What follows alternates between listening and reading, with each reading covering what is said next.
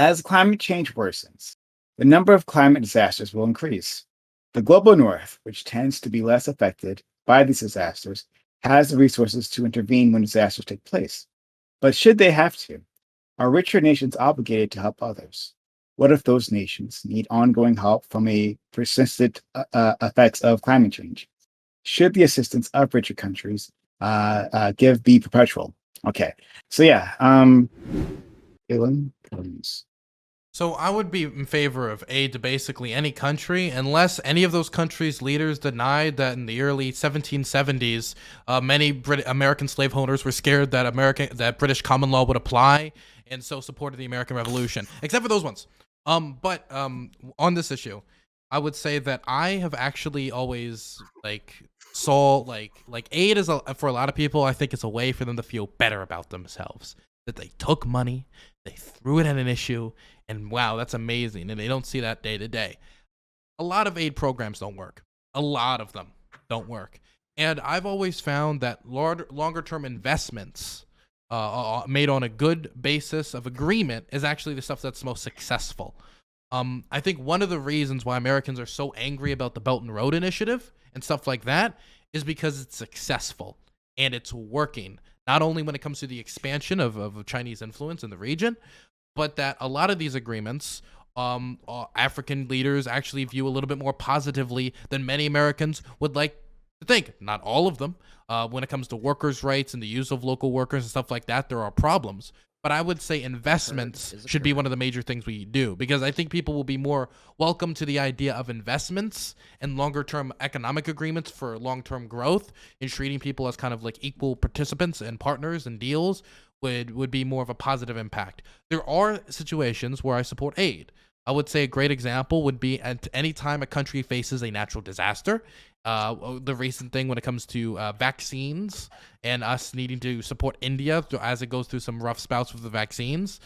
And I'm sure that other people can show me certain instances where it's successful there too. But I've just always been a little skeptical of the U.S. Foreign Aid's Office successfulness. If it can preserve lives, good, but people need to know that aid is not a solution to long-term problems. Investments in long-term infrastructure building is. And so throwing food at hungry people is not going to mean they're not going to be hungry 10 years from now. Got to figure out a way to solve these issues past just handing people aid. Thank you so much. Guys, I'm currently streaming on this panel and getting very frustrated for the enjoyment of all of you. And I would appreciate a sub and a donation, of course. We're running a little low on subs for the month, and I would appreciate any of that support. But if any of you don't have money, a big thing you can do is do !raid. Just play the tutorial and see if you enjoy it. Also,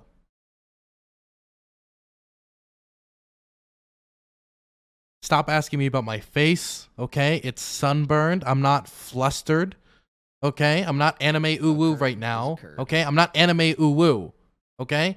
I just got sunburned yesterday being on the outside, and I understand that in Twitch chat, it's a bunch of incels and people who don't go outside, so maybe sunburn is a foreign concept to you. But I went outside yesterday to go help out at a vaccine pop-up and go to an interview with Free State, the Maryland LGBTQ plus justice organization. Okay? So you calling me out is homophobic. Got him. Okay, the reason the bottom half of my face isn't sunburned is because I'm not an anti-masker and I wore a mask, okay? Calm down. Pose a question to Dylan, or is there Sure. Okay. Dylan, you were talking about aid and how aid isn't always successful. And I would agree with you. Throwing money at a situation isn't successful. It's just a virtue signal of look how good I am. I'm just gonna toss money your direction and hope you know what to do with it. Such as give a man a fish, he'll eat for a day. Teach a man to fish, he'll eat for a lifetime. But with that, what do you think about the military when not in war status being deployed for humanitarian efforts? Occurred is occurred. I mean, it depends on the instance. I would much rather have an international organization like the United Nations be doing this, but with the UN's history of raping civilians, then again, we've done some pretty bad stuff in some nations as well. And it's just not having enough supplies, not having the authority to do certain things. I find it a problem. I would just say that I would want to make sure that these humanitarian missions we're doing are for the humans, as in this isn't us going in to just adhere to only strategic interests, even though usually when we do a humanitarian mission, it's because of strategic interests aligned with the humanitarian interest. That we should be doing something that is usually supported, quote unquote, by the people. And that's a trend I generally want to follow, not in all cases, but generally in most cases. Because I think a lot of times there's the guise of humanitarianism, but it's really for strategic interests. But if they align, then good for us. But I just want to make sure that we're not like faking ourselves when it comes to, yes, we're applying these sanctions because we care about the people. What do you mean they're hurting the people more? Okay. I would just I would just go to say that I think the military does a good job with humanitarian efforts. I don't think as we pull out of Iraq and Afghanistan, I'd like to see the military use more, the U.S. military use more for humanitarian efforts. At the same time, I don't think that we should be giving humanitarian efforts to Iran unless they prove that they're going to run their country better and that they're going to be able to actually be good to their citizens. What do you mean by humanitarian efforts? Humanitarian efforts, as in such as a 2014 mission going to Liberia, to help with the Ebola, Liberia, to handle the Ebola virus. We went down to Bolivia, I think a year or two ago, for humanitarian efforts down there, just to fix some things that happen, such as when hurricanes happen, such as when natural disasters happen. That's when the U.S. military, specifically the U.S. Army, will take a very humanitarian stance. So wait. I wanted to ask a question actually in response to that. So your issue with us providing, let's say vaccine aid to Iran is that they don't run the country well and of their human rights abuses, right? I don't think we should be assisting the Iranian government. If we could somehow get into Iran and help the citizens of Iran without assisting the Iranian government and giving the Iranian government capital, then yes, I would be in support of helping the Iranian citizens without giving the Iranian government capital. Okay. But I'm just saying this really quickly. But doesn't increasing the popularity, right, of the United States, for example, or any like foreign nation within Iran that would come in and provide vaccines to people there that are suffering, doesn't that in effect hurt the Iranian government because they're no longer able to paint the West or whatever as like evil outsiders or whatever the fuck? Well, first off, the Iranian government wouldn't ever let us in. Yeah, but that's not what you said. So we would have to. So that's why I'm saying that we don't. I mean, they're not. The Iranian government's not going to let us in to be able to do the humanitarian effort ourselves, which means we'd have to give the Iranian government vaccines, which means that they would probably give the vaccines first and foremost to people who thought the same way they did, who were very supporters of the regime in Iran, and then the least would be the people who don't support the regime in Iran. It would be a very tilted way of doing humanitarian efforts. Okay, I don't think we should assist in that. If you're okay, but you're fine with us using our military to support Liberia, even though the same-sex activity has been illegal in the country for a very, very long period of time. I think there's a difference between the laws that we don't like. Each country's going to have different. Is the audio sorry? Is the audio breaking up for anyone else? Can anyone? Sorry, is it just me? I think it might just be you. It sounds fine on my end. Okay, I'm gonna leave the room and I'll come back in. Okay, no problem. We'll still sit here blood sporting. When you use chemical warfare against your citizens, I think it's much different than same-sex relationships being illegal. With that being said, I don't agree with Liberia having their same-sex marriages be illegal. But there's a whole. I believe that me and you, Dylan, but it's not just same-sex marriages; it's like homosexual activity. Okay, there are countries that I believe everyone on this panel can come to the conclusion that homosexual activity being illegal is not as far as a crime as using chemical weapons against your own citizens. Yeah, I don't know. I don't think I'd agree with that, to be honest. Yeah. You get into sticky territory when you're trying to like rank crime and I mean, there's some obvious ones like burglary isn't as bad as murder, but stuff of that nature that's quite severe. I mean, what's the penalty for that? Is it death? Presumably, that's a moral wrong. The simplest way to look at it is if you use a law to criminalize homosexuality, the UN's not going to storm the castle and come slaughter your government. You start using chemical weapons against your population, you're going to get invaded so fast you won't finish America before you're carpet bombed into freedom. Yeah, that's not true. No, I just don't think it makes any sense to say that. That's not true. Okay, so what about the fact that the United States was giving the Iraqi government information on how to use chemical weapons, specifically in helping them target Iranian military during the Iran-Iraq war? Like, here is the coordinates. We know you have chemical weapons. Do what you may. Dylan, it's worse than that. The thing is, it's not a question of, well, the UN or America gets involved when somebody starts doing human rights abuses, right? Because if that was the case, we wouldn't be allies with Saudi Arabia. We wouldn't be allies with Israel. Hell, a lot of countries wouldn't be allies with us because of how we've treated our black population, how we treated a lot of people in our nation, right? It's a question of the alignment currently in the world of security, state, and humanitarian interests. We get involved when it's beneficial to us. Now, does that mean we shouldn't get involved? No. I think even though it was strategically beneficial to get involved in the Yugoslav conflict, there was also a deep moral reason to get involved in the Yugoslav conflict. The reason why you're particularly bringing up Iran here is because Iran works against our strategic interests. Therefore, we shouldn't give them aid. So I just don't want people to make the thing that the reason we're not supporting them is because of the humanitarian reasons. No, the reasons we're not supporting them is because they work against our state interests. I mean, I don't think we should support North Korea.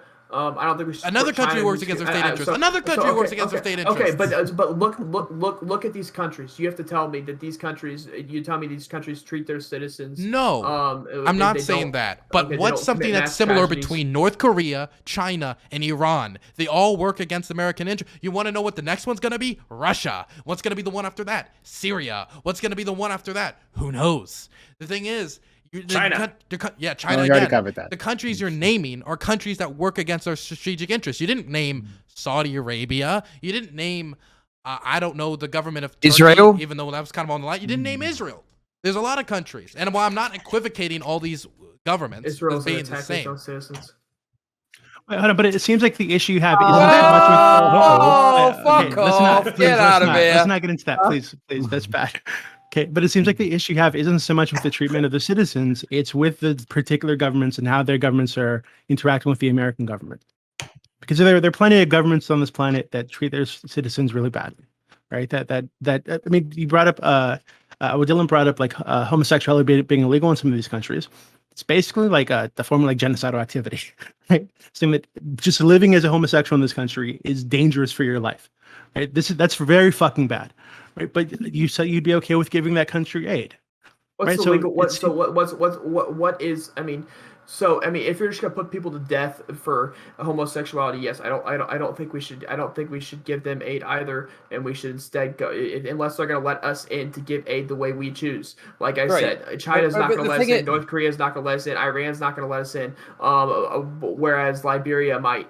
And Liberia did let us in to give aid as we choose. I don't trust these governments to give aid. I think these governments are going to give aid in a very depicted way that's going to hurt their citizens more than it actually helps. As much as we might think it helps, all we'd be doing with these countries I'm naming is Iran, China, these countries, North Korea, is we'd be giving them money or we'd be giving them capital. With that, they would then, and like Dylan said, aid isn't going to work. And so I just want to say something really quick. Same sexual activity, penalties, fines, floggings, beating, torture, vigilant attacks, prison time up to life, chemical castration, death, whipping, deportation for first-time offenders. People convicted twice face automatic execution. This is the law on the books for one of our top allies in the Middle East, the Saudi Arabian government. This is the laws I would face and many other homosexuals face if we were there. Do you think if there was something that hit the Saudi state, that the United States at any point would even blink at the concept of giving them aid? We're still giving them defensive support. The only support Biden administration ended was the selling of offensive weapons to them to be used in the conflict in Yemen. We're still selling them defensive weapons. We'd most certainly give them aid in other mannings. I just think that while it's nice to talk about the idea of like we're doing this because we care, and maybe us on an individual level are, but we need to not pretend that these world governments are acting in a foreign policy framework to do it because they care. Sometimes these foreign policy frameworks overlap and it helps benefit everyone. A great example would be a great example would be the toppling of Nazi Germany. Another example would be the ending of the Yugoslav genocide. But there's a reason why we got involved in Yugoslavia and we didn't get involved in Rwanda. Strategic interests. So here's my Thanks. Great. I wanted to let him counterpoint since we've been waiting very patiently. Okay, I want to make a quick point as well after that. Yeah. First of all. Sure. So Dylan has said everything's super fucking based, and I'm only sorry that our friend Liberty Sanity Project is not here to hear that fucking rant. It was beautiful. I hope he's in the chat somewhere. And I brought this up 3 fucking times, and he still hasn't addressed it. Everybody, go to google.com, type in the Rigel Report, R-I-E-G-L-E. I bring it up every single fucking time. And what this is for a decade leading up to the use of chemical weapons by Iraq against Iran, the United States specifically exported several dual-use technologies: botulism, anthrax, the precursors to nerve gas. So not only did we provide Iraq with intelligence on where to use these chemical weapons, but we also provided them the precursors. LSP said this isn't enough for us to say that we basically created a WMD program in Iraq. Guess what?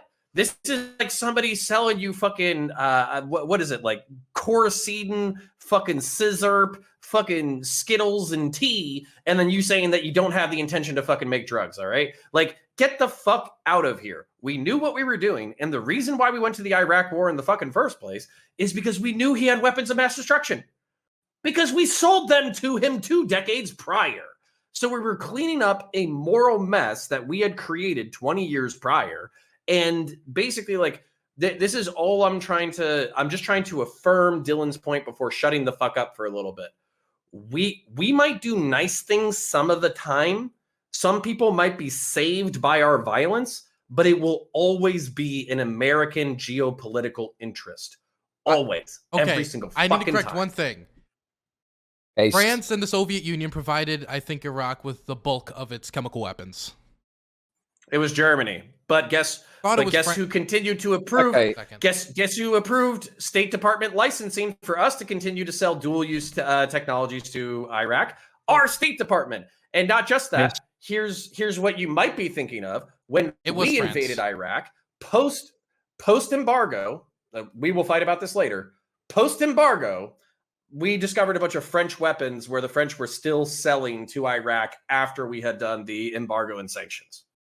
Okay, I just want to make a really quick point, just in response to what we're talking about. So the issue is you're making this judgment about the ability of a country to distribute aid based on laws they have on the books. I don't think that's a good way to do it. You could have a country where the punishment for homosexuality is death, which is very bad, by the way, obviously, and they could distribute aid perfectly fine and for the benefit of their citizens. You could have a country that is nice and not got those things going on, and they could keep all the money for themselves and line their own pockets. You can't use that as a way of determining how they'll distribute aid. The second point is, even if a country is got at the state level things that are bad, you're essentially then saying, well, because the government is doing a bad thing, you're going to starve the citizens, in as many words. You're not going to provide the aid, so you're kind of leaving them out to dry. So it's kind of like, okay, so homosexuality is illegal in this country. Well, there's going to be gay people then who not only have to hide their identity from the government, but they're not going to be able to eat because they haven't received the aid. So it's all just fucked. So I think it's a really bad way to look at how you distribute aid. That's it. Okay, Just to add to that as well, okay, hold on. Sorry, we're gonna go in line. Fallenor, Loner, Sock, you raising your hand? Yeah. Okay, so I don't know what you're doing. You're doing like a beta thing here, right? I need alpha palms, right? So out to the camera, right? Uncomfortable, bro. Alpha palms, okay? Thank you. All right, see Sprout, that's a good example of alpha palm, right? Good work, buddy. All right, so go to Fallenor, Loner Box. Katarana's doing a good job too. So Fallenor, Loner Box, Sock, Katarana, and then Sprout. Okay, so one point I'd like to point out is, why did we give aid to the Saudis at any point, any given time? They have more money than than sense in most cases, and definitely more money than most countries. They also make up the majority of the tech investments in America, which represents the majority of our exports. So I've never understood at any point why we're giving them aid when they have more money than we do. The other thing that I'd like to point out is our perspective of giving out aid has never really made sense in terms of how we actually distribute the aid, because we don't really define how that aid's distributed. And I think that Dylan nailed that on the head perfectly. Part of the biggest problem that we do have as a country is we don't control our aid programs at all, and it's created nothing but disasters. A perfect example is the recent aid that we gave to Iran, which was then used to almost immediately purchase rockets, which were then leveraged to hammer Israel for how many weeks? Irrespective of your thoughts between the 2 points, the key point being is what counterpoints also hit on was the utilization of aid and the misappropriation, which Sprouticus pointed out. I think our biggest issue is the fact that we waste a ton of aid. And what I would like to see, getting to the topic at hand in regards to climate, is again, I think that in regards to the deployment of the capital, I think it should be deployed based on where we're going to use that's actually going to have a scientifically backed impact on the pollution and the unfortunate economic situations that have been impacted by that, such as fisheries, fish farms, shellfish farms, coastal farms and institutions, etc.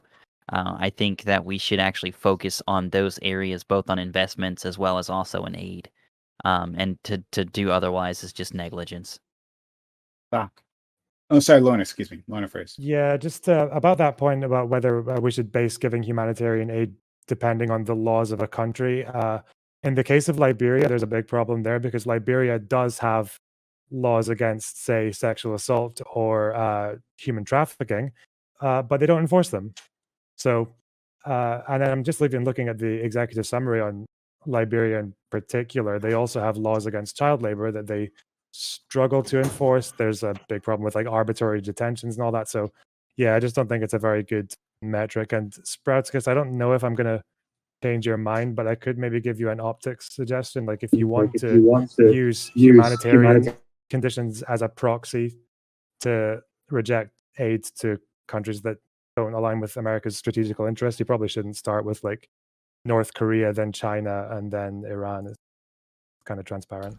Also, I do want to bring up the fact that that specific thing, the Ebola outbreak, which we provided aid for, there was a rumor that the reason, and this happened in Liberia, that Ebola happened was because of the gays. That they did so much gay sex that Ebola just happened, and that caused a larger anti-gay backlash. And many of the countries we would offer aid to, even if there's not even rules on the books talking about gay sex, the cops will look the other way as they're lynched. People don't know the history of anti-gay lynchings in this country, which still happen in this country. Particularly anti-trans lynchings that I've seen happen in my own county, and I live in a Democratic state in a Democratic county. It was 2019. I had to go to the community meeting after 2 trans black women were murdered in my community. That's a little deviation. I just wanted to mention that quick. But I think we need to let go of this fantasy that states are working within the interests of everyone in mind. That's not the case. States work in favor, and this might be some realism, in favor of their own interests. That's how states function. That's how states will always function, and you're not going to see anything different ever. That's my personal opinion. That's from just reading international relations theory. Now, I see 2 paths, maybe 3 if you're a socialist. 2 paths for making it so this model, which is built on states looking through after their own interests. The first one is making helping others profitable. If you can make it, so hey, you make the argument. If you see me debate with conservatives on aid or investments or anything, I never make the argument you should do it because you're a good person. I'd say you should do it because if we stabilize said country, maybe we can make some money off of it. It's a sad reality, but it's one of the ways that are going to be most convincing to conservatives. The second thing, and this is liberal internationalism talking, which I slowly lose faith in day out, international institutions which are built from the ground up solely to advance the interests of human rights and of the people of the world. That's the second thing. The third thing would be abolishing capitalism, right? Which I will let the socialists be the ones to debate that one endlessly, as I have little faith in that happening within my lifetime. Now, so I just wanted to throw that out there for anybody thinks that, like, maybe if the states were just nicer, maybe if the countries were nicer, because even the thing is, a great model would be to, even if states act within their own country's interests, doesn't even mean they look after all their people's interests. America, we haven't looked after the interests of black people for a very long time. Native Americans, Asian people with the Asian Exclusion Act, all these people. And if we can't even get states to act in the interests of their own, all of their own people, how the hell are we going to get them to act in the interests of all the nations of the world and their people? It doesn't make sense. And so I think trying to make an argument of states should act more compassionate denies the reality of how states function on an international and global scale. Thank you. Let's go to Socks, Catalan, and Sprout. No, I mean, I think boots on the ground aid is probably a lot more agreeable than just sending money somewhere, because I don't think that works out too well. But as far as like giving aid to Iran or North Korea or anyone that doesn't have our interests, I think like if they want it, I think that we probably should provide it, right? In some form of like, hey, you know, if look at what happened during Hurricane Katrina, right? When the Mexican military, right, came into America to provide aid in the New Orleans area, right? And I think that's a very good example of like what we could do, because I'm sure the United States, you know, had to either request it or allow it, right? And that's a really good example. They came in, they divvied out some water, you know, made sure everything was safe, whatever, and then kind of just went back. And I think that's a really good example of like what I would like to see aid look like in these natural disasters, instead of either throwing money or, you know, not doing anything just because they don't suit our political interests. Let's go to Kataran and then Sprout. And then Kana.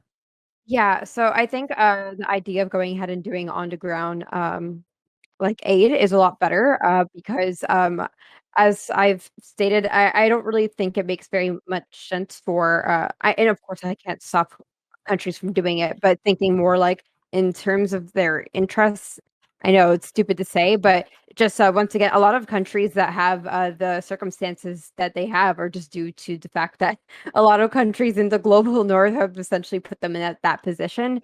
But for example, Haiti ended up getting $14 billion worth of foreign aid due to the 2010 earthquake, which is more than their annual GDP. And they still have rubble to this day from the earthquake because it wasn't done in a way in which there was any form of accountability guaranteed.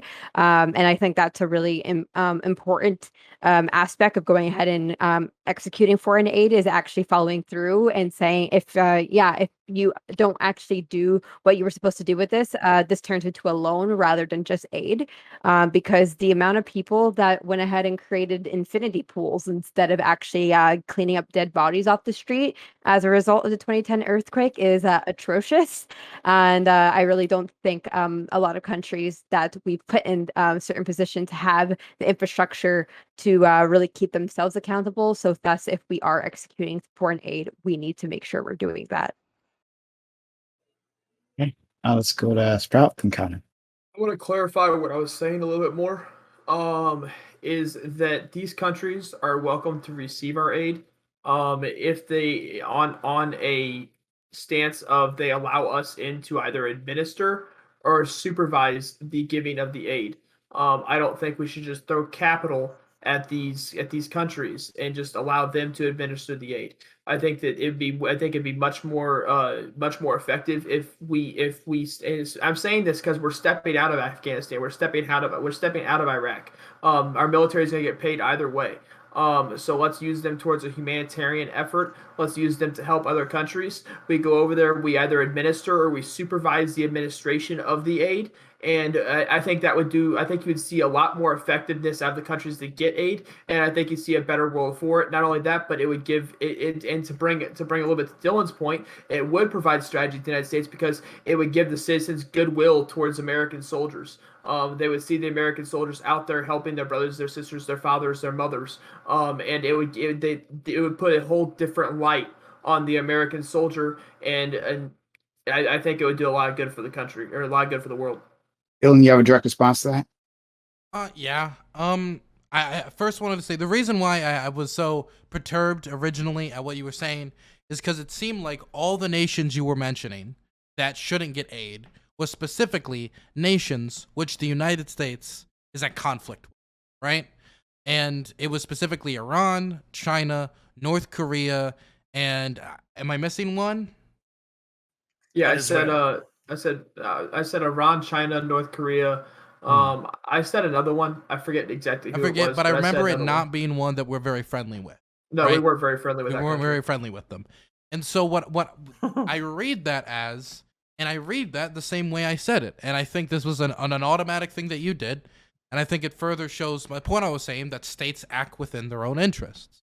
And that the only way we're going to be able to get American leaders to even conceive of throwing aid at Iran is by making it through the argument of strategic interest.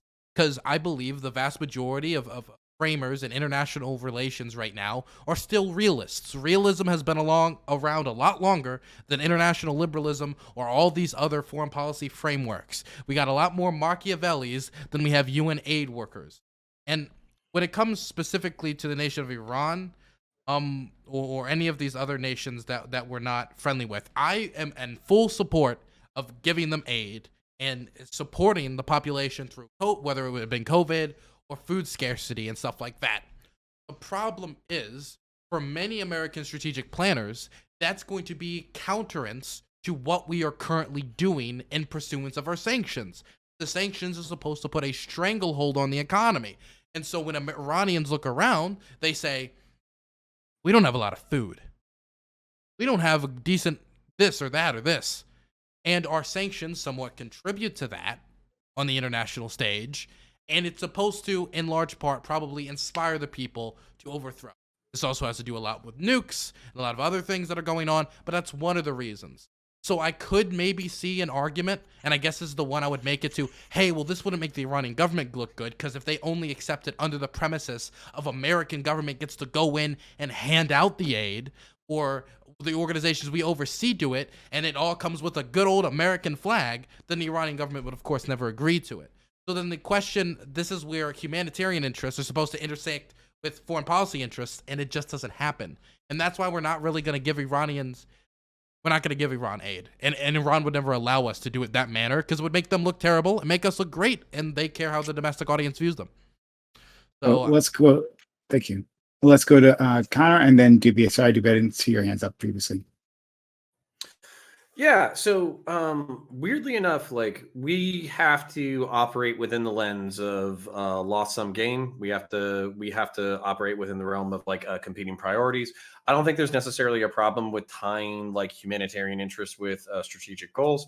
And also, I think this all needs to be balanced with American domestic security and domestic issues. So, for instance, we're talking about like aiding Iran.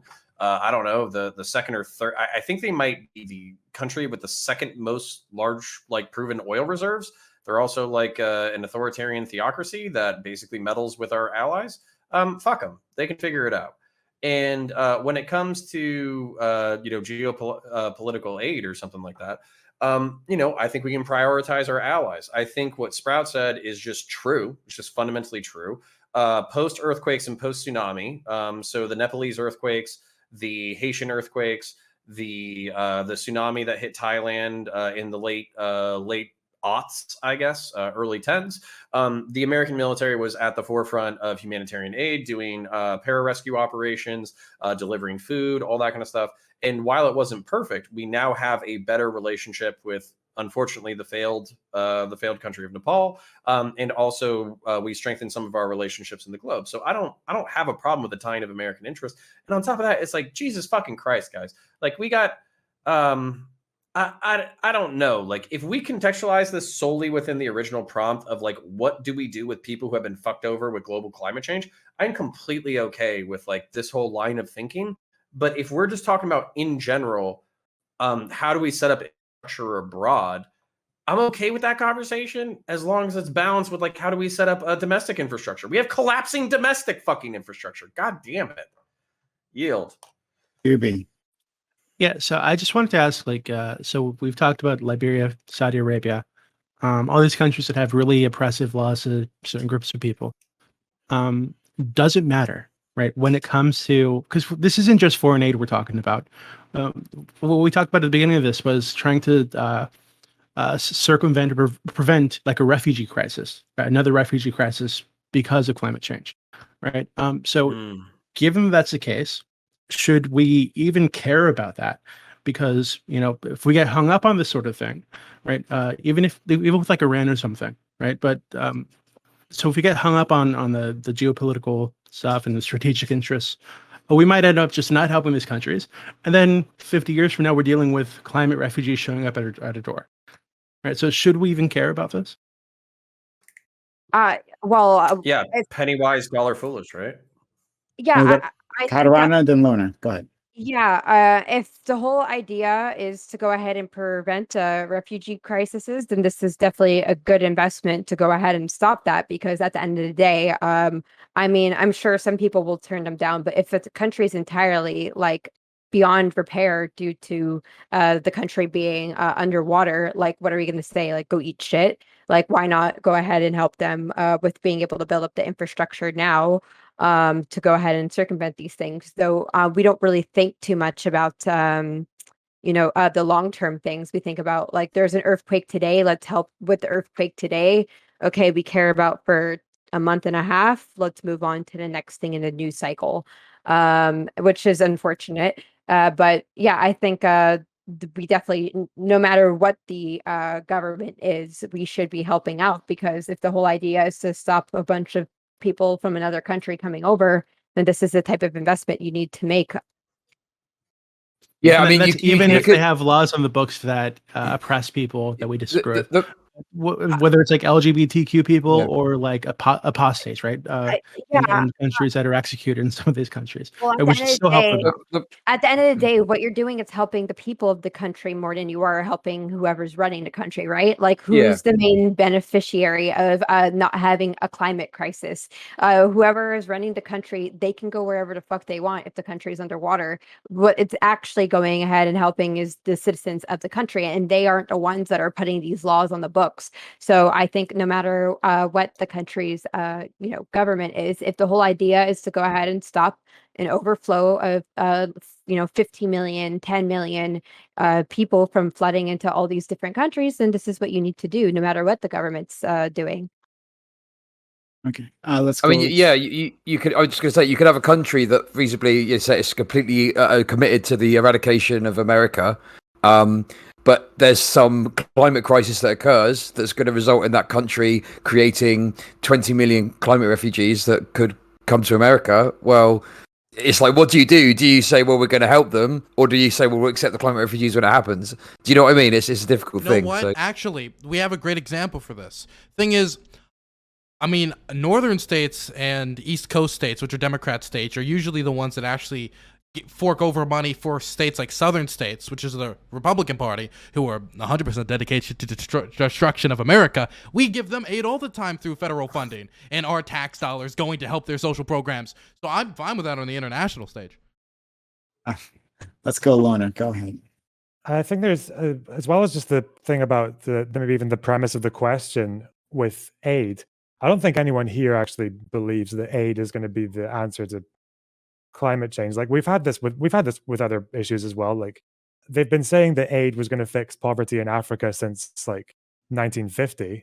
It got worse in some parts of Africa. Like, they had in Congo, you had one of the worst humanitarian crises ever just in the last decade in Congo, and whilst their biggest donor was the United States, the local warlords that were presiding over that humanitarian crisis in Congo were linked to American mining companies.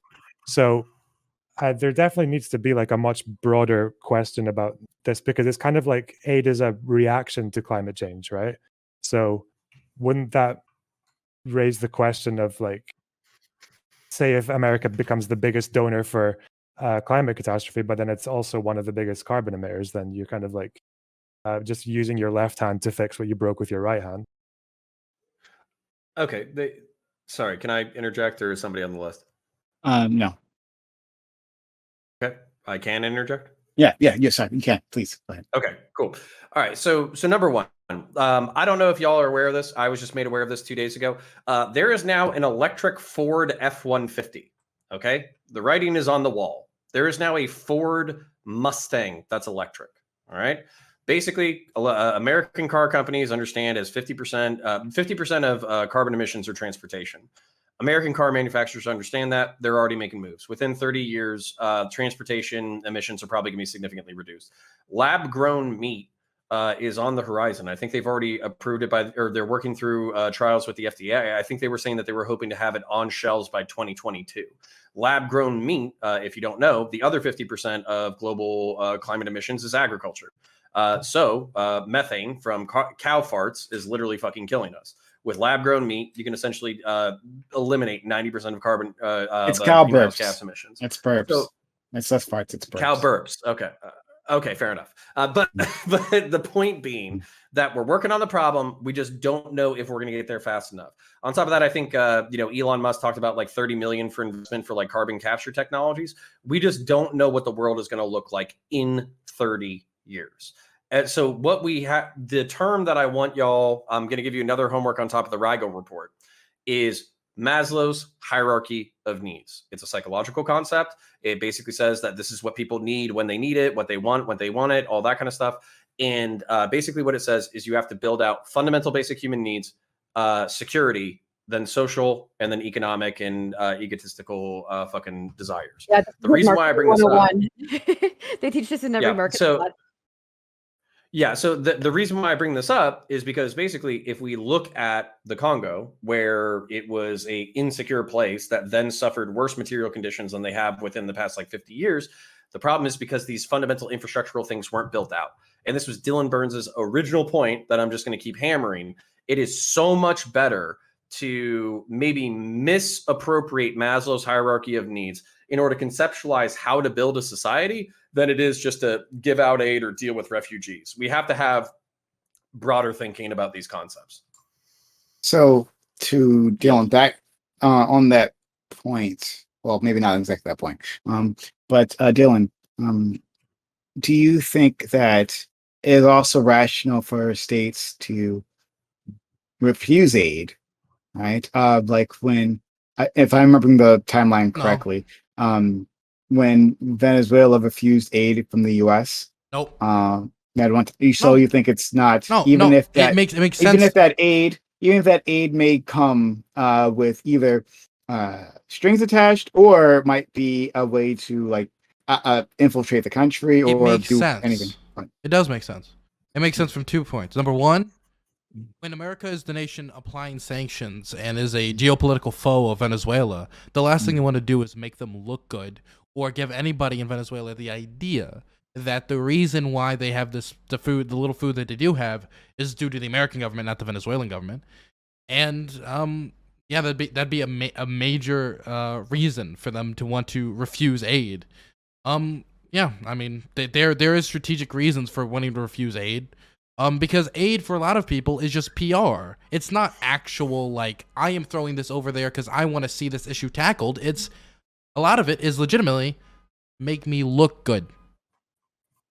But if say Venezuela, if Venezuela needs aid right now, and we offer to give it by giving them troops and giving our troops money to be able to actually do a humanitarian effort down in Venezuela, right?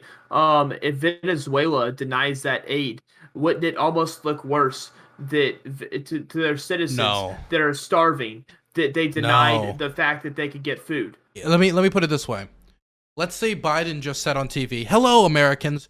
We are accepting Iranian aid to deal with this issue we have. There are going to be Iranian soldiers in your community handing out." Wait, Iranian soldiers in my community? Yeah, good luck with that. Good luck with that one. So, Dylan, But when you say that, it's not brand new for American soldiers to do humanitarian efforts. This isn't Yeah, brand new. but This yeah, has been around doesn't for a mean that everybody long wants time. to there. Venezuelan. Do you think Venezuelans know about Ebola projects or could possibly think about what letting American soldiers enter their territory willingly when the option of invasion was proposed by the Trump administration one administration ago, and the Biden administration still is not strategically aligned with them? There's no way in hell they're going to accept. You've Yeah, got a and very Iran also- American-centric Iran- viewpoint. Iran also sent humanitarian aid to Yemen. They still do that. Okay, I had Katarina, you wanted to questions. say something? But Vulpes Phonics, I just want to say, Vulpes, thank you for the subs. It's really kind of you. Sorry I missed it before, but go ahead, Katarina.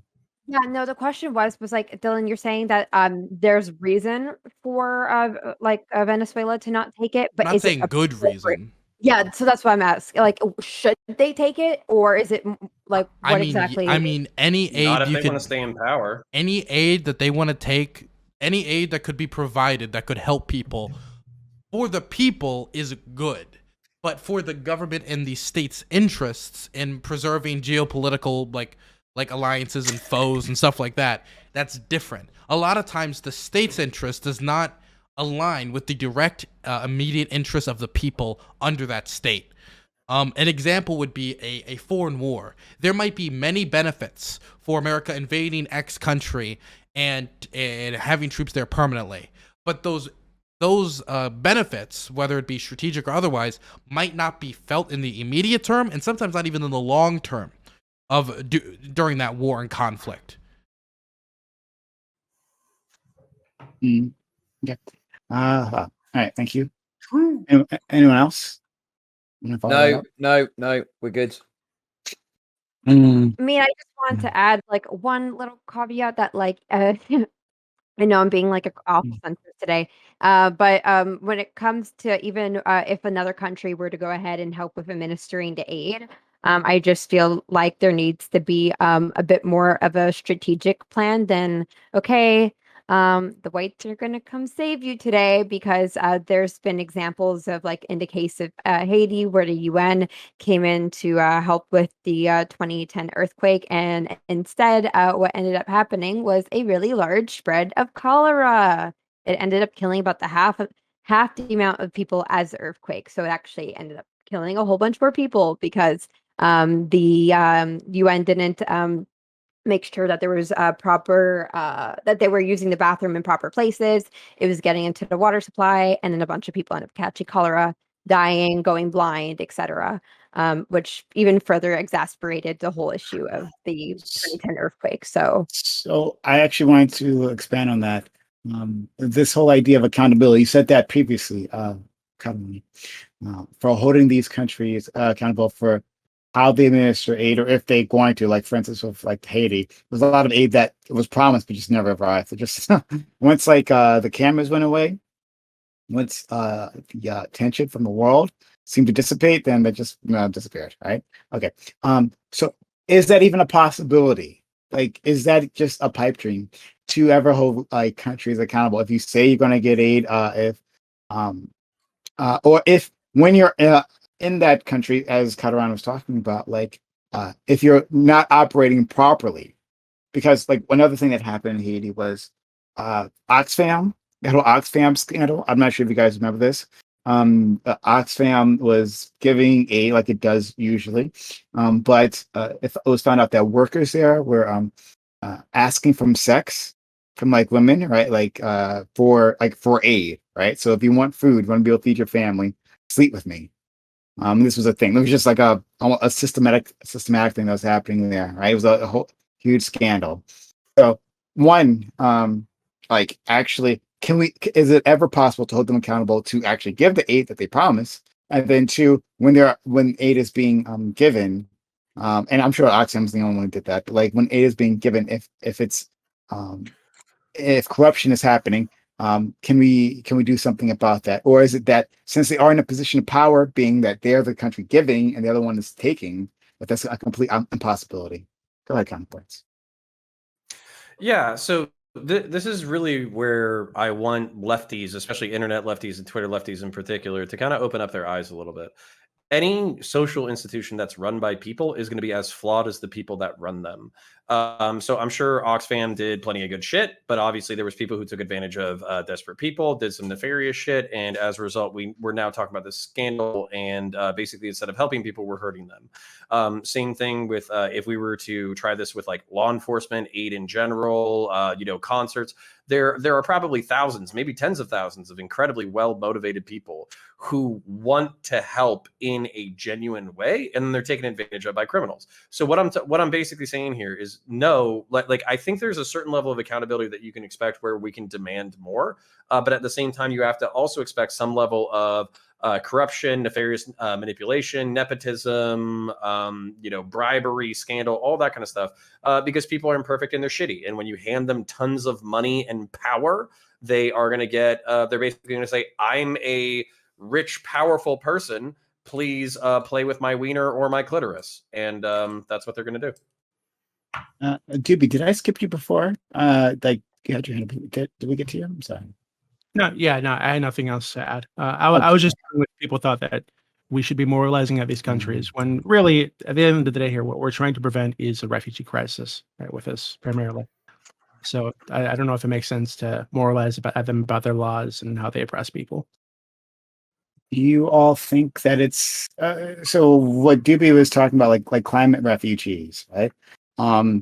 Like, do you all think that it is inevitable that we'll have a sort of what people are calling like climate fascism or something at the very least, that when these people are trying to come, instead of opening our borders, opening our arms and welcome others, because there'll be more successive waves of immigration, right, because of these crises, and that will instead only be building walls. It seems to be what we're doing now, right? Telling them to go away, don't come, don't bother, right? You will be turned away from the border, right? Do you think this is an inevitable path? Do you think this is the only path available to us, right? Maybe you're thinking the crisis is too big, and we can't absorb them. Do you think that's simply a natural reaction, or is there another way that we can respond? Well, I think that this is the other way, right? So rather than waiting until that happens, and we need to turn these people away because you can't absorb millions of people into the country that easily. You try to do something about it up front. Right? You try to prevent it as best as you can. So that's why I was asking if it makes sense to like moralize at them. Well, maybe you can do the moralizing, right? You can say, hey, this law you have is bad. You shouldn't be doing this. But I don't think that should prevent us from giving the aid and trying to prevent the crisis in the first place. No, but not just aid. I mean, like in terms of like immigration, part of that aid might be taking in refugees, right? Like a state is failing, and there's been some sort of disaster, right, or political unrest, because those things are tied together, right? And part of it might be simply taking in people, right, to help the state be able to recover, because it simply can't support that number of people anymore. Could that be a possibility? Could we change? Go ahead.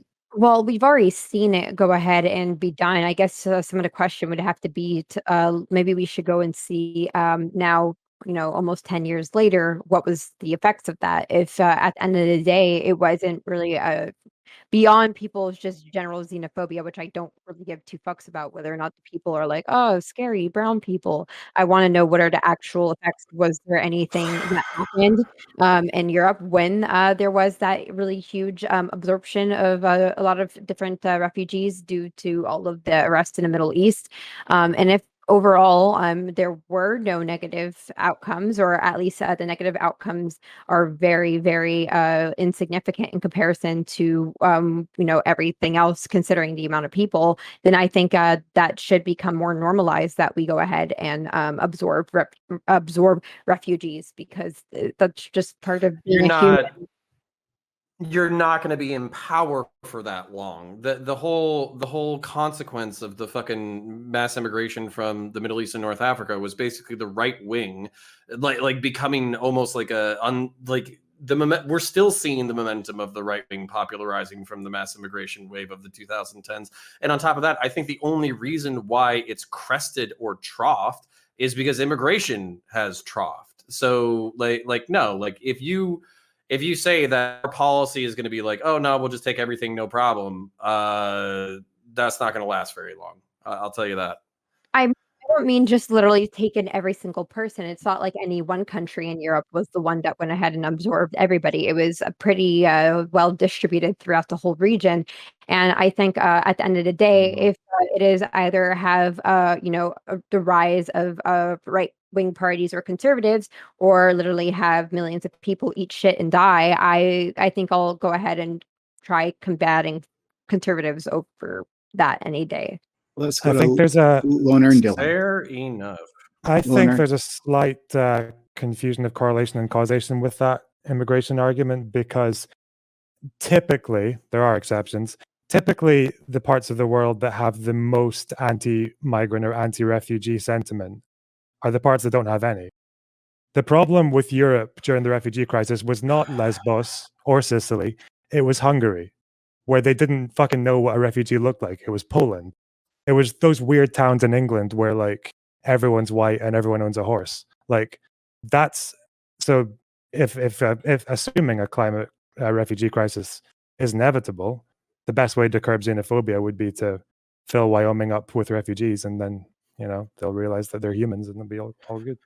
Okay, you saying that shit out loud makes me fucking jump off. Right? Okay, holy shit.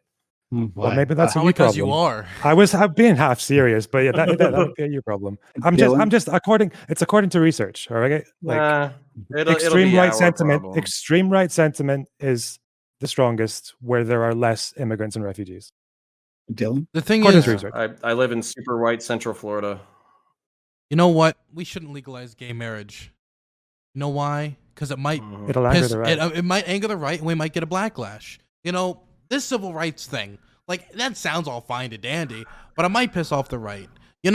This women voting thing, okay, the gals, the broads voting, that's pretty interesting, right?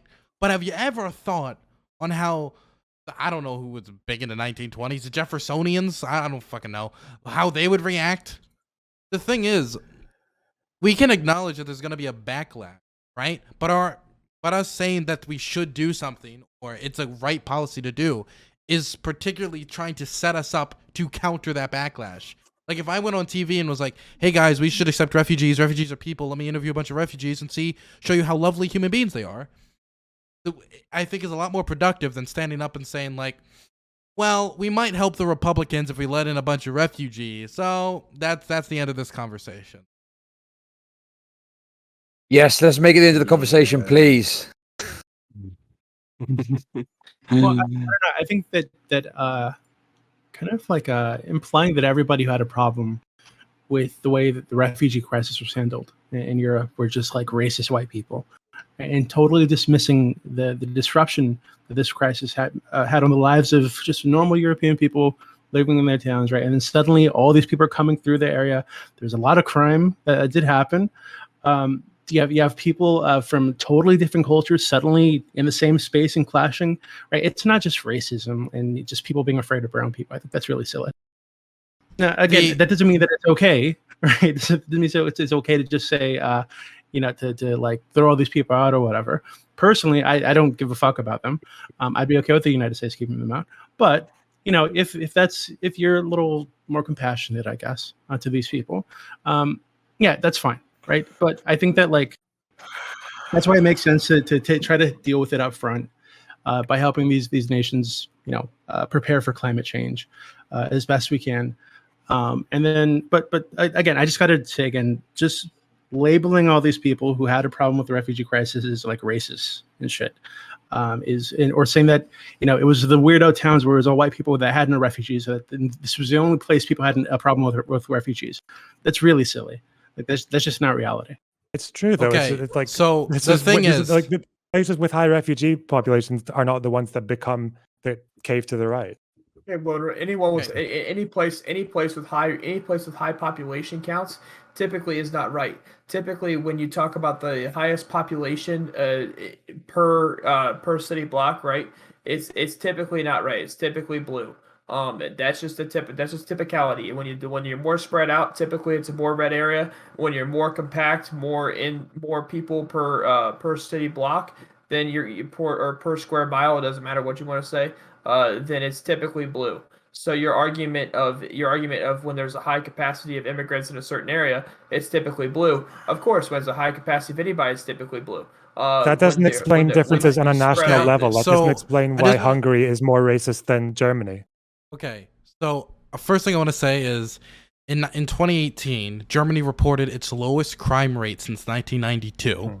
That's the first thing I want to say. Number two, the Sweden crime spike, a lot of that can be just plainly classified through the reclassification of crimes. And as certain things that they used to not consider crimes being reclassified that specifically had to do with sex crimes. As before, sexual assault was a lot more violent, then they reclassified it towards certain types of things are now considered sexual assault. There has been an increase in migrant crime, but that's also because there's an increase in migrants. That's going to happen. Counterpoint is angry. He's rubbing his forehead because he's trying to deal with the brain tumor that developed from him saying things during the end of this panel. I understand, right? But the thing is, the benefits of taking in the people and the lives saved, which is different from what me and Doobie care about fundamentally. I care about those lives. Doobie doesn't. He's made that very clear. That's the difference in priority. Doobie doesn't care about these lives. He can be like, okay, whatever, be compassionate. And so I just want to make clear to everybody that I guess maybe I just care about all humans, and I would like to save as many as we possibly can in reasonable grounds. Doobie is very more self-interested, and that's the divide here. It isn't like we disagree on some basic facts, maybe the crime stuff, but it's a difference in interests. Yeah, I know I've been huffing. Hold on, Doobie, let me get in, please. Go for it. So I know I've been fucking huffing and puffing. My frustration with this conversation is not so much that I give a shit. I kind of have. I'm a civic nationalist. Okay, I believe that there are certain fundamental principles, I've talked about them in the fucking past, that I think are essential in order to maintain society. When Prime asked me earlier, why do we need a historical narrative that binds us as a country? Dylan, you just look more beautiful when you do that. That's just hot. Stop. All right. So anyways, Dylan, stop being so hot. As I continue, I think that you have to have a binding narrative as a nation. It doesn't have to be the perfect story. It doesn't have to be 100% accurate, but you have to have a reason for why people like living next to each other. And if they don't like living next to each other, you have to find a reason for why people like living next to each other. And you have to come up with fundamental principles of how to keep a free society functioning. I've already identified my three. If you want to hear me rant about them, I'll rant about them when you ask me. But this is the reason why I get so perturbed when we have these conversations is because you can say that I don't know, the Calais jungle, the Bataclan attack, Bastille attacks, Pulse nightclub, all these things are not big deals. We don't have to worry about them because they're statistical abnormalities. Well, they're a big deal to me. I live 20 minutes away from Pulse nightclub. I lived in Boston, basically where the bombing happened was someplace that was a few minutes away from where I was born, basically. I lived in Belgium. That was where the Bataclan attackers were from. I've been to Paris. These things matter to other people. You can say that they're statistical aberrations. You can say that they're small. You can say that they're not that big of a deal. You can say that you're being emotional. You're not using your fucking macro utilitarian hyper fucking woke goddamn brain. But this shit matters. So if it matters to me, and I'm a fucking centrist who most of you progressive cunts mistake for a leftist half the fucking time, then you can guarantee it sure as fuck matters to the right and the conservatives, and you have to live to learn with the fucking conservatives. I know you can fucking meme on Twitter about fucking what is it? The fucking what's the head chopper thing? The fucking why are you so fucking hung up on Twitter? You mentioned it 3 times. Who fucking cares about what some idiots on Twitter say? Fuck me, get over it. Jesus. Chud, I'll care about your opinion when I see your actual face. Get the fuck out. here. That's a fucking easy. Because why do I care? Why do I care about the opinions of other human beings with You're whom I terminally share the online. planet? Yeah, You're that's a terminally weird online. question. You're terminally online. I'm sorry to tell you. I have diagnosed you these terminally narratives- online. Okay, there we these go. narratives- No. Fuck that. Fuck that. Because I'm not worried about terminally online fucking narratives. I'm worried about what Dylan just said. Why'd you keep complaining and about what it then? Katarana just said. I'm complaining about it. What the fuck are you talking about? You've said Twitter about fucking. You've mentioned it a number of times about some bullshit on Twitter. Like, why'd you complain about it if it's not an issue? Okay, you're a fucking 3D wrestling persona. Yeah, okay, don't talk to me I don't about being appreciate terminally the online. discrimination here. I'm fucking I don't straight. appreciate Let's the go. discrimination. Let's go. Okay, Dylan, did you have a You don't need to get response? racist, okay? No, man. because he didn't. Listen. I don't even think he talked about me. I mean, my main thing would be just I understand that there's right wingers. You need to live with them. Our job, is to do everything possible to make their opinions on the matter change and still advocate for good policy. Just because something's unpopular doesn't mean we drop the issue or we don't advocate for taking up the correct policy. It is that advocacy for the correct policy that will help bring about that correct policy. A great example would be either the liberation of gay people, the liberation of any people in history, or I think in the future we'll finally come to terms with the fact that death penalty is fundamentally flawed and will never work and never has worked. In either decreasing crime or the innocents it's killed or how it's disproportionately used against black people or to protect white victims of crime. Just because the death penalty is popular now doesn't mean I should say here like, well, you know what, I could advocate for the abolition of the death penalty, but that could be unpopular. It is our job as people who are commentators to go out there and advocate for it. But what But as saying. commentators, it's also. I mean, it's. I just find it funny. I'm personally not going to say the right is right about everything. But it seems when I talk to the left, there's this common conception of is that we're right on everything, and you guys just need to listen to us, and we're just going to keep changing minds, and these are the 100% correct policies. I think that in between the left and the right, if we come to the middle ground between the left and the right, that's truly where we need to be. Is the middle ground. And if the right and the left would come to a table and come to some median solution, I think that would be the best for the country. But every time I've talked to a leftist on Twitch, anytime I've debated with the leftists, it's always been, we're just gonna keep talking to people until they get the correct point of view. We're just gonna keep. Have you ever argued for a position that you thought was wrong? No, I'm saying I have, but the idea. So what I'm saying. Just checking. Wait, what? Do you ever come to argument saying, I think I'm wrong, and I'm going to argue on something that I'm wrong about for hours, and I know I'm wrong? Like that's. I've done that, but I've also specified before that I'm doing a hot take, and I'm not actually being serious. I'm just doing it for content. Wait, but I don't think it makes sense if you feel like radical centrist about this, right? Okay, wait, either way, I'm gonna sometimes one argument is just correct, right? Sometimes the left is correct, sometimes the right is correct. Yes. It doesn't make sense to say, you always need to come to the middle and agree somewhere. So all I'm saying is when I talk to the left on Twitch, when I debate with the left on Twitch, we're always right, and that we're just gonna keep changing minds because we have all the correct policies. That's what it is. It's all the time. Every time I talk to, and I'm the first person to admit I don't think the right's always correct. Think they're wrong? Okay. So I don't think the right's always correct. So this, I don't think the right's always correct. Okay, wait. No, this is about me. This is about me. I waited a while. But sorry. Okay, hold on. Let Dylan respond to that. Then I will go to you. I promise, Fauner. Okay. You want to know what, Sprouticus? I do believe the positions I hold are correct. That's why I hold them, and that's why I advocate for them. You probably believe the same thing and are going to advocate for the same things. I believe people should come to my positions because they're the correct ones. Okay? That's what I believe. And so when I argue about putting in policies or convincing people onto my position, it's under the premises that I've come to this position because I think it's correct. This feels like just nitpicking. Okay. No, I just let's find it funny. Let's go to Fauner. It's been waiting patiently, and then Kara. It's a strange day when I'm one of the calmest people in the room, making the least amount of strawmans. I feel like a weapons dealer at a world peace convention. Yeah, one critical point here that I would like to make, and I've been waiting a while to see if anybody comes to the same consensus. But collectively, in regards to the topics of left versus right, the question that nobody seems to have asked is what is the actual solution? I mean, we're talking here about responding to a natural disaster like a hurricane. Everybody always talks about sending the soldiers or sending the military or sending money. The question is what is the answer to a category 9 hurricane that's a world-ending event?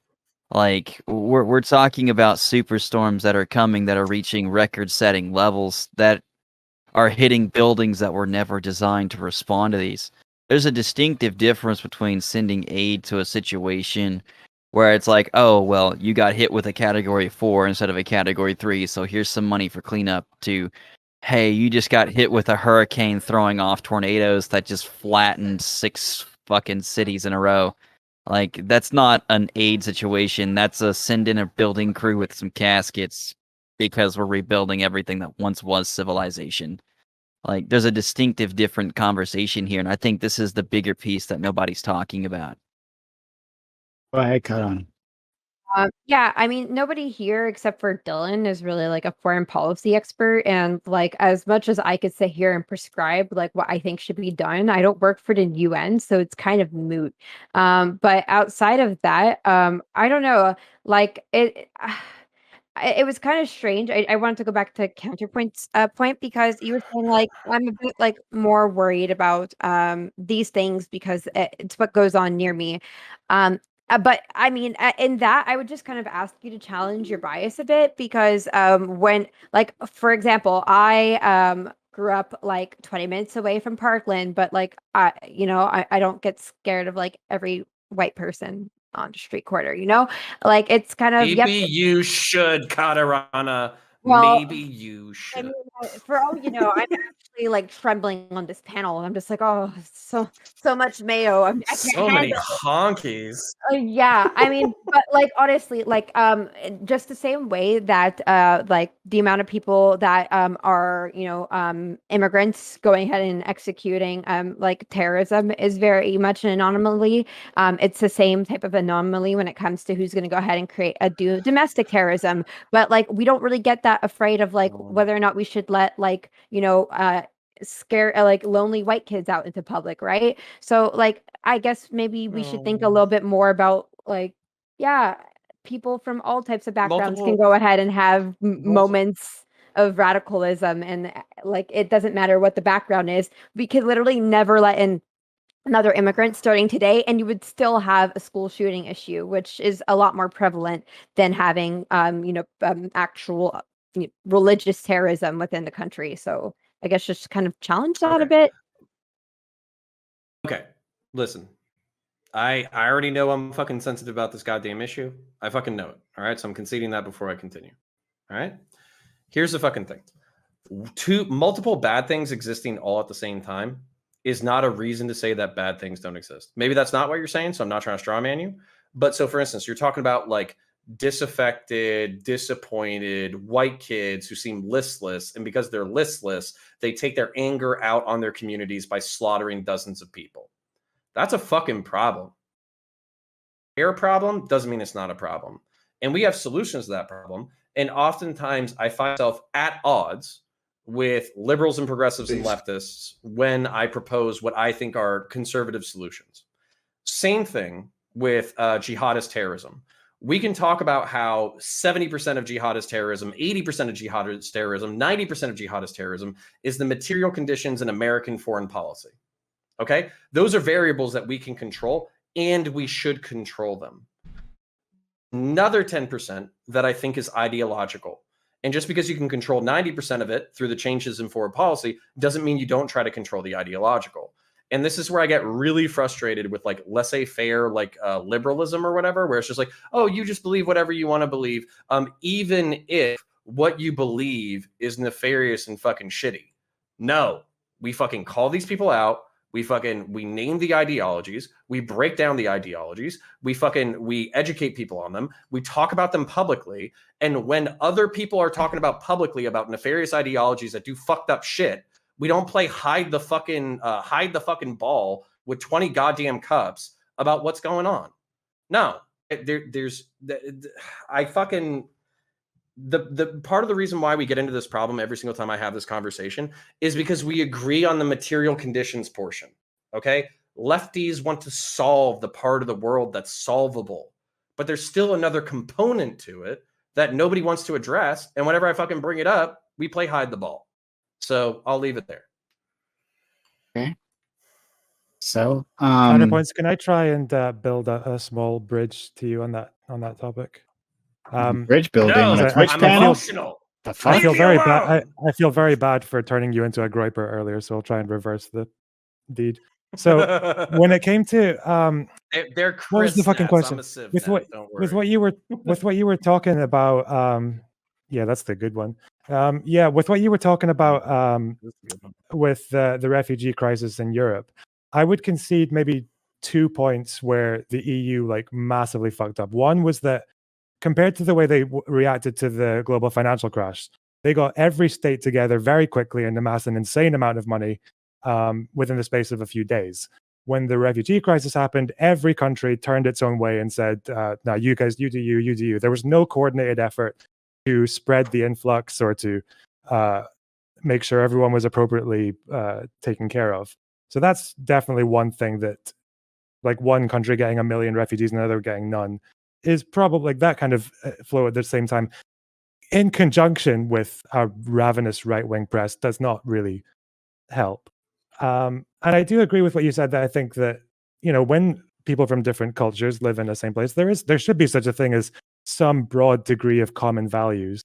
What values those should be, I'd maybe be interested in knowing. And then when you were talking about the Bataclan and all that, well, yeah, of course, like, isn't it the case that yes, people should be educated or should be able to feel safe around immigrants, the same way that immigrants, say in the UK, should not have to worry about being assaulted or even seized by the state for being accused of whatever, being a groomer or a terrorist sympathizer. Because at the moment, for Muslims in the UK, you're about 5 times more likely to commit a terrorist attack in the UK if you're a Muslim, but you're 40 times more likely to be detained under counter-terror strategies. So, and yeah, so you can see that that's a pretty radicalizing condition to be under. You gonna concede? Yes, no? Yeah. No counterpoints. Oh, sorry. Oh no, yeah, like this actually, I wouldn't mind having this being a separate subject because basically, like when I hear stuff like this, I think there's probably like a lot of nuance to this, right? So the same way you can create like a self-fulfilling prophecy when it comes to enforcement. Don't take too long. Okay, well, yeah. I mean, just tell me the point that maybe I should be. Okay, so let me say this then. I think that the reactionary right-wing position of just being like, no, people who follow a different religion are bad and we can never understand each other. Get these motherfuckers out of my country. I think that's a dumb as fuck, 0 IQ fucking take. But I also think that inversely, the let's take everybody and we don't have to have a cohesive narrative is also like a negative 50 IQ take. So yeah, there's a lot of nuance to the subject. Who is making those arguments? That's the key point, because I agree that there's sure people saying that, and it's silly. Obviously, you need to have like integration. You can't just have someone coming from an area that's been absolutely destroyed by war, and they've got mental health issues, problems, etc., and just slot them into the country. Be like, right, off you go. Thank you very much. Obviously, there needs to be something to deal with that. But I'm just wondering who specifically is out there saying, oh yeah, bring them in, no borders, etc. Like that's of any meaningful relevance or a significant thing to worry about. It's happened on this panel in the past.